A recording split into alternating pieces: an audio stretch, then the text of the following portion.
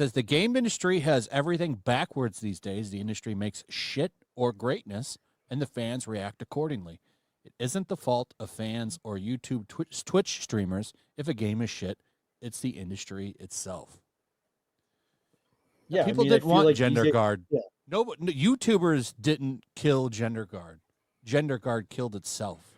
Well, YouTubers haven't killed anything, but they like to blame YouTubers. That's for sure. Yeah, they do. Like to Even blame Jaffe tried to YouTubers say and that, critics like, and we were the fans. fault for it. It's never them. Like, it never has been. David and it Jaffe never was will like, be. he said in one of his videos, like, oh, YouTubers, they didn't even play Veilguard. They just told you not to like it. And it's like, what are you talking about? Like me, Vera Dark as well, and a few others. Like, we actually played the game 100%. Like, we played the whole thing. Like, Hypnotic played it too. So did Hill versus Babyface.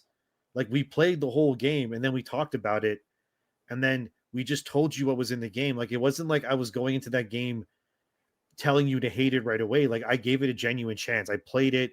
I know a ridiculous amount about Dragon Age. I told everybody to hate it. Yeah, well, hate to say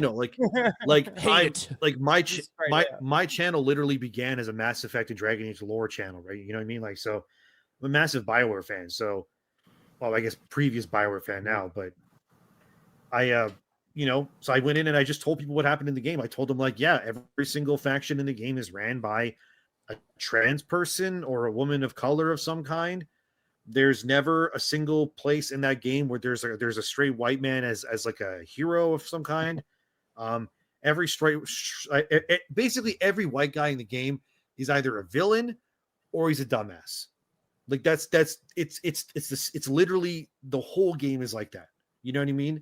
I mean, even the like scene, the one time the scene of the character doing push-ups because she misgendered. That's Isabella from Dragon Taj. Age 2. Yeah. That was enough for me, and I suspect a lot of people to just check out.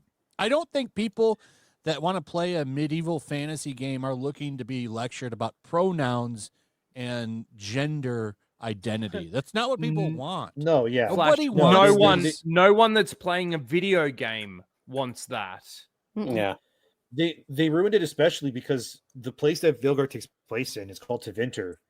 Tevinter has been long teased at to be this, like, super dark, magically focused place that, like, relishes in blood magic. Like, they do blood magic in the streets, right? Which is, like, very taboo in the rest of Dragon Age's world. But in Tevinter, because they're so integral with magic, to them it's nothing. You know what I mean? Slavery too. Slavery is a big thing in Tevinter. The whole idea is, like, Tevinter destroyed the elves. So, like, the mages in Tevinter would literally just have, like, elves, like, basically on leashes in a sense. And then they would use them for blood magic to, like, do things. You know what I mean? Like, it's really messed up, but, like, that's what Tevinter is. But when you play this game, there's no slavery, there's no blood magic. All the things you were told about how Tevinter operated as a society, it's completely, like, Fisher priced and pushed to the side and waxed away so that everything is politically correct.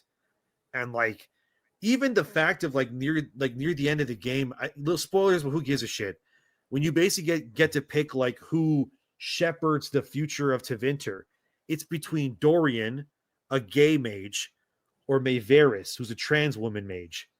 And they're the ones that are apparently going to be the ones that are going to, like, push Tevinter into the future. And I'm like, there's no way that Tevinter would allow people that are vehemently against the idea of, like, what's the word when you have, like, marriages that are planned? I forgot the arranged marriage. Arranged marriages, yeah. So in Tevinter, they have arranged marriages between different magical houses because they want to make, like, stronger magical offspring, basically. So it'll be like, your daughter's really strong with magic, my son's strong with magic, so we're going to force them to have a baby, basically, so the baby will be, like, a stronger mage. That's, like, what they do in that part of the Dragon Age world. And they have these people that are like, no, we're going to shepherd the future, and we're against all of this shit. We're against slavery and blood magic and arranged marriages and everything that Tevinter is about. We're against it. And it's so obvious that, like, activists made the game because they took all of the edges, all of the things that made Dragon Age interesting as a world, and they got rid of it because, I don't know, it made them uncomfortable. It made their stomach hurt. You know what I mean? Like, it's just not Dragon Age. So when David Jaffe comes out and says shit like, like you guys ruined Dragon Age, it's like, dude, you know what ruined Dragon Age is shit like this. Like, look at the censorship. He didn't even play Dragon Age 1 or 2, so he doesn't know what he's talking about. Look at this, like shit like this. In a Facebook group banning laugh reactions. Did you guys see this? Stupid. No. So some Facebook group, like people are laughing at shit. Like so much cringe in that game. So much cringe in that game, and people are laughing at it in these groups, and they're just banning them for doing a laugh emoji. That's dumb. That's like them being upset about a thumbs up emoji. Well, Infidel's right though. Yeah, I said this several times, like multiple times a day. You hate Dragon Age, slap it like your mama. I was out there riding that wave. That's ridiculous. I'm very Day disappointed one in Dragon Age, and it makes me very worried for Mass Effect. Mass Effect's gonna be shit. You're. Yeah, I know. That's what I'm saying. It's I'm in worried a on Mass different Effect because, yeah, aren't they in a different physical done. office?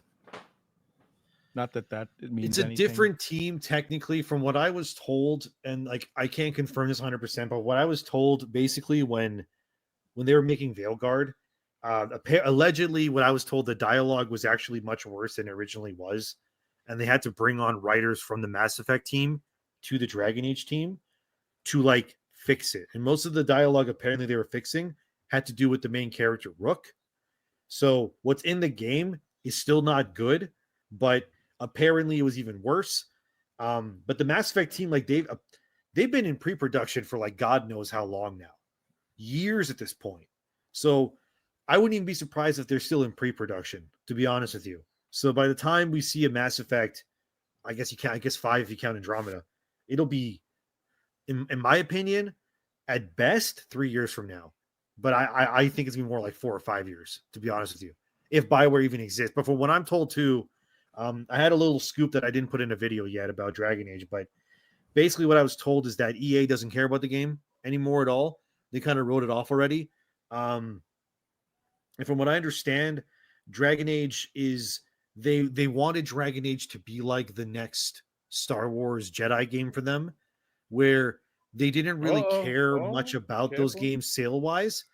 So what I'm told is, when the reason why EA wants to make those Star Wars Jedi games and Veilguard, they wanted those games to fix the public persona, if you will, of EA as a company. Because, a lot of people look at EA and say, they're greedy, they're all this, which EA they are. EA got voted the worst company in America. Yeah, but they were actually really happy. But take this into account, though. They were voted worst company in America over banks and all kinds of really just awful companies. And that's why EA likes something. These games that they make, these single player games, because they kind of, in their mind, what I'm told anyway from sources, is that these games, to them, it cleans up their image and makes them seem more friendly and approachable, if you will. So for them, Veilguard isn't really a game that they cared if it did well or not, apparently, from what I'm told, because they make billions anyways from all their, not FIFA, the new version of FIFA that they have, because they lost the license, but whatever. Yeah, they sports beat games out, make billions. They beat out Bank of America and Ticketmaster. That's true. Bank of America is true. Yeah. Yeah, that's how bad. That's how bad. Now it the is CEO of EA. EA might go work at Disney. Apparently, I don't know, but Andrew Wilson, who, by the way, he's another reason he's responsible for making Anthem into a live service game. So if you want to point a finger at anybody, it's him. But yeah, so they just kind of wanted to use Veilguard, if anything, kind of like this little purse puppy, to be like, look, we care about you. We're making quality single player experiences. Please like us. That's basically how they're looking at way to do, and it didn't work, obviously. Yeah, because again, for them, apparently they don't for them, the budget of Veilguard's a drop in the bucket compared to what they make from everything else. So they made a lot of money off of here. They made a I guess shitload Call of Duty. Not just EA doesn't own Call of Duty. No, that's Activision.